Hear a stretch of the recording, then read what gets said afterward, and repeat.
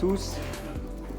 Sur la question de la transition écologique du pays en général et des entreprises en particulier, je pense qu'il faut commencer par admettre le débat entre compétitivité et transition et tirer les leçons du passé dans lesquelles on a constaté pendant 4 décennies à peu près que la transition s'est faite en partie par la délocalisation. On a, par exemple, entre 1995 et 2015, on a baissé les émissions du pays de 33% et augmenté l'empreinte de 32%, donc un effet en partie lié aux délocalisations qui montre l'inefficacité de ces méthodes. Et si on compare avec la période récente, avec les 5 dernières années en particulier, où on a réussi à la fois à accélérer la décarbonation des entreprises, de l'industrie en particulier, et en même temps à réindustrialiser avec, pour la première fois, à nouveau des créations nettes d'usines dans le pays, de l'augmentation de l'emploi industriel. Donc finalement, ces 2 périodes montrent que c'est possible de décarboner l'économie tout en réindustrialisant, tout en développant les entreprises. Et ceci peut-être en s'appuyant, en tout cas pour l'État, sur 3 leviers. Le premier levier, c'est évidemment le levier réglementaire. Et dans ce levier réglementaire, on commence par la planification, par une approche top-down qui est négociée au niveau européen, qui fixe des cibles, notamment celle de Fit for 55, et qu'on décline ensuite au niveau national. Et qu'on s'est efforcé ces dernières années d'intégrer dans une vraie planification écologique dans laquelle on négocie avec, en particulier le secteur industriel, l'atteinte de cet objectif, à la fois des trajectoires de réduction des émissions, les investissements associés. L'industrie est plus facile puisque c'est là que le coût de la tonne de carbone évitée est en moyenne le plus bas, 30 € la tonne de carbone contre 200 dans le résidentiel par exemple. Mais on s'attaque aussi évidemment au tertiaire avec une difficulté d'un caractère très diffus des entreprises dans le domaine, mais des actions sur la mobilité, la rénovation thermique des bâtiments. Donc cette planification, elle est rendue possible par un autre levier réglementaire qui est celui évidemment du signal prix, d'abord au niveau européen de l'ETS, de la fiscalité de l'énergie pour les secteurs hors ETS, d'incitation également de marchés qui ont bien fonctionné comme les C2E qui sont en train de se développer dans de nouveaux domaines.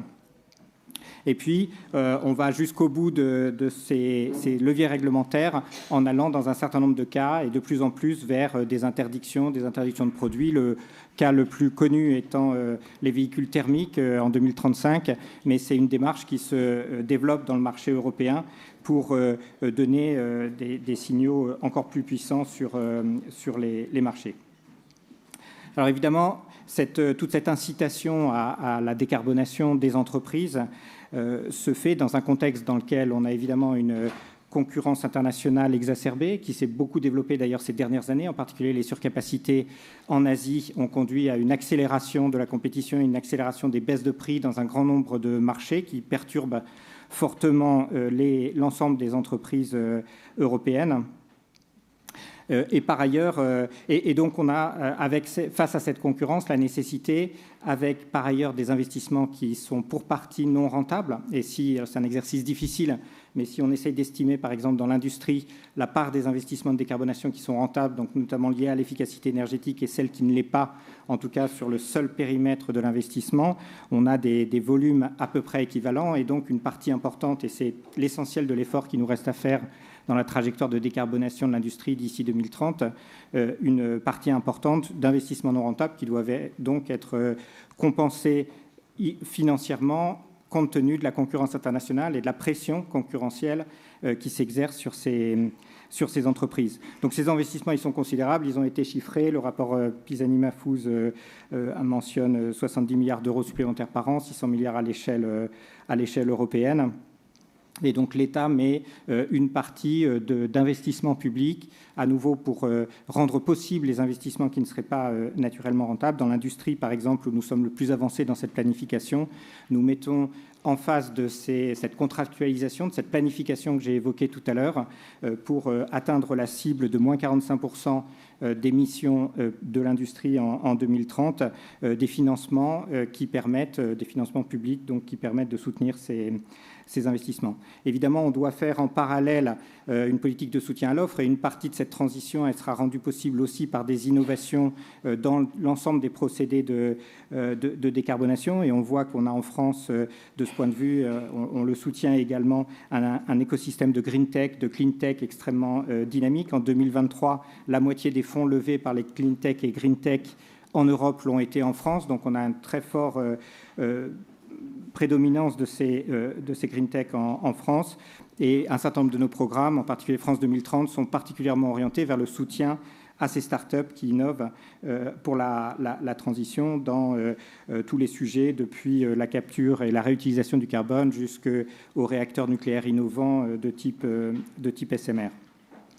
Et pour aller même plus loin dans cette logique, on souhaite, pour des raisons économiques évidentes, que la décarbonation du pays, par exemple l'installation des ENR qui sont nécessaires à la transition, se fasse en partie au moins avec des productions réalisées en France et en Europe. C'est un objectif d'ailleurs européen qui a fait l'objet ces dernières années d'une politique industrielle européenne résolue qui nous a permis d'installer à peu près à partir de rien en Europe et beaucoup en France, des chaînes de valeur de production de batteries, de production d'électrolyseurs d'hydrogène.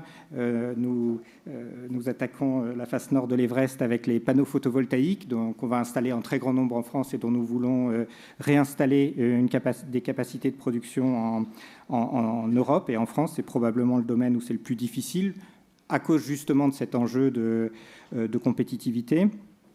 Et pour cela, on le fait avec des outils fiscaux, des outils qui ont été lancés récemment, comme le crédit d'impôt industrie verte, qui a déjà permis de lancer 10 milliards d'investissements privés, de soutenir 10 milliards d'investissements privés avec une dizaine de projets dans l'éolien et 7 dans les panneaux photovoltaïques. Et puis, bien sûr, la contrepartie de ces financements, pour que ces financements soient utiles et qu'ils permettent effectivement de donner lieu à des investissements, on a besoin, d'une manière générale, de mesures de level playing field dans la compétition mondiale. Le plus connu de ces dispositifs, c'est le mécanisme d'ajustement carbone aux frontières, qui est en cours de test en ce moment, qui est pour l'instant restreint à quelques produits de base, mais dont nous voulons étendre le champ pour progressivement le faire descendre vers l'aval des chaînes de valeur et donc étendre la protection ou en tout cas la mise à niveau et à conditions équitables qu'il assure à l'ensemble des secteurs concernés. Et puis, troisième niveau peut-être dans cette réflexion, c'est que j'évoquais tout à l'heure une concurrence extrêmement forte internationale, des surcapacités très importantes en Asie notamment. Et donc le fait que par ailleurs, pour ces investissements puissent se réaliser de décarbonation ou d'investissement dans les nouvelles technologies propres, on a besoin d'assurer par ailleurs une politique commerciale européenne qui protège de la concurrence déloyale en particulier tous les produits qui sont réalisés avec des subventions illégales à l'OMC. On a quelques exemples en cours, évidemment, qui font l'actualité. Donc on a, à partir de l'ensemble de ces leviers, et on voit que c'est une combinaison de leviers pour rendre possible cette accélération de la décarbonation et créer les conditions économiques qui permettent cette décarbonation, tout en maintenant la compétitivité des entreprises qui investissent, et par ailleurs la capacité pour de nouvelles entreprises à produire de nouveaux produits, à installer de nouvelles chaînes de valeur en Europe. Et c'est la combinaison de l'ensemble de ces éléments appliqués de manière déterminée qui nous permettra d'y arriver.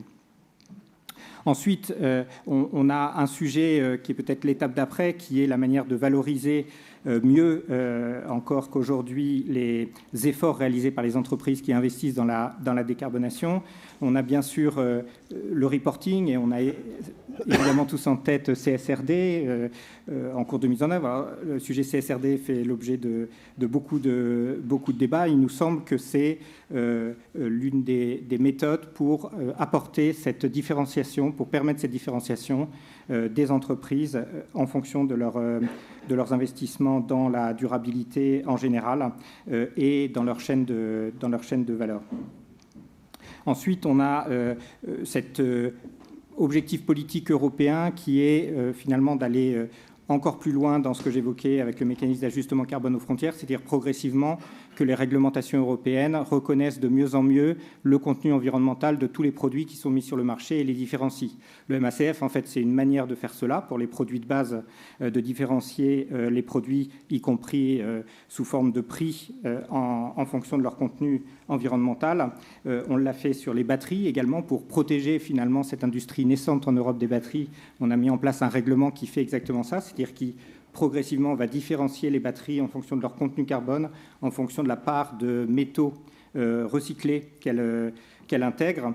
Et on a lancé avec la Belgique en début d'année une alliance pour appliquer ces raisonnements aux médicaments et donc progressivement sur le marché intérieur différencier les médicaments en fonction de leur contenu environnemental. Et notre idée, c'est de généraliser cette approche sur l'ensemble du marché et on s'appuie pour cela sur le règlement éco-conception européen, qui est le cadre juridique dans lequel on va s'efforcer de faire cela. Et puis ce dernier point sur la valorisation, c'est le tout récent règlement NZIA, donc Net Zero Industry Act européen, qui finalement va au bout de cette logique que j'évoquais tout à l'heure, qui est pour permettre à l'Europe de développer la production des équipements qui sont nécessaires à la transition, panneaux photovoltaïques et autres. On a besoin d'intégrer non seulement le contenu environnemental, mais aussi, et c'est directement un enseignement directement issu du Covid, les enjeux de résilience et donc le fait que produire en Europe permet d'augmenter la résilience de l'Europe, notamment pour fournir ses besoins en termes de transition écologique, et que ça, c'est aussi un élément, un critère qui doit être valorisé dans les prix des équipements de la transition écologique. C'est ce que fait le NZIA, et donc vous voyez que c'est une étape supplémentaire dans cette logique de valorisation du contenu des produits. On l'a fait nous-mêmes au niveau national, dans le même esprit, avec la réforme du bonus automobile, qui ne peut maintenant plus être octroyé qu'à des véhicules dont le contenu carbone lié au processus de production est suffisamment bas pour être éligible. Voilà en quelques mots donc les leviers auxquels nous nous attachons. D'abord, merci infiniment, monsieur le directeur général, d'être venu nous livrer tous ces éléments. C'est passionnant parce qu'on mesure bien à quel point vous êtes sur tous les fronts à la fois. Dans un contexte où vous avez des injonctions contradictoires.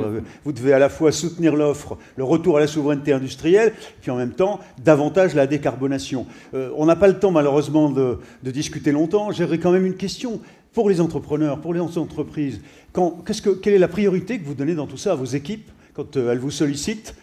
Par exemple, pour ouvrir une mine de lithium, là on en parle bientôt chez nous, ou pour au contraire trouver du terrain, on ne peut plus artificialiser, et on veut ouvrir des usines pour hydrogène. Quelle priorité donnez-vous ? Capacité à revenir, parce que tout ça, c'est des idées reçues qui ont sauté. On se dit qu'il faut peut-être ouvrir des mines en France. Donc comment réagissez-vous à ces injonctions complètement contradictoires, y compris pour convaincre l'opinion ? Alors, d'abord, la priorité... Et en conclusion, après, si vous voulez voilà, venir. la priorité, c'est que les entreprises investissent à la fois dans les technologies vertes et dans la décarbonation en France. On a pris beaucoup de mesures ces dernières années pour améliorer tous les sujets que vous évoquez, la loi industrie verte notamment, mais d'autres avant, pour faciliter, accélérer l'implantation de nouvelles industries en France et d'industries vertes en particulier. Donc ce sujet continue d'être amélioré, mais on a fait déjà des progrès importants, je pense, dans ce domaine. Et puis ensuite, dans notre relation au quotidien avec les entreprises sur la transition écologique, on voit qu'elle est aussi diverse que le panorama que j'ai brossé. Pour certaines entreprises, on a par exemple des projets d'implantation d'usines de recyclage de plastique et de certains projets très innovants. C'est un enjeu majeur. Vous savez qu'on a un sujet de déchets plastiques absolument colossal. Et là, ce type de projet, il sera rendu possible pour partie par des financements, pour partie aussi par la manière dont sera appliquée la nouvelle réglementation européenne PPWR, qui est la réglementation pour limiter justement les plastiques. Et donc, dans la relation avec les entreprises, et je prends simplement cet exemple-là, on doit à ce type d'entreprise donner un terrain, des facilités d'installation, bien négocier la manière dont sera appliquée la réglementation qui va directement impacter leur business model, et puis, quand c'est justifié, apporter un financement public à la hauteur de ce que nécessite cet investissement. Donc on essaie d'aborder tous les sujets. Merci infiniment d'être venu à Giverny cette année, mesdames et messieurs, le directeur général des entreprises.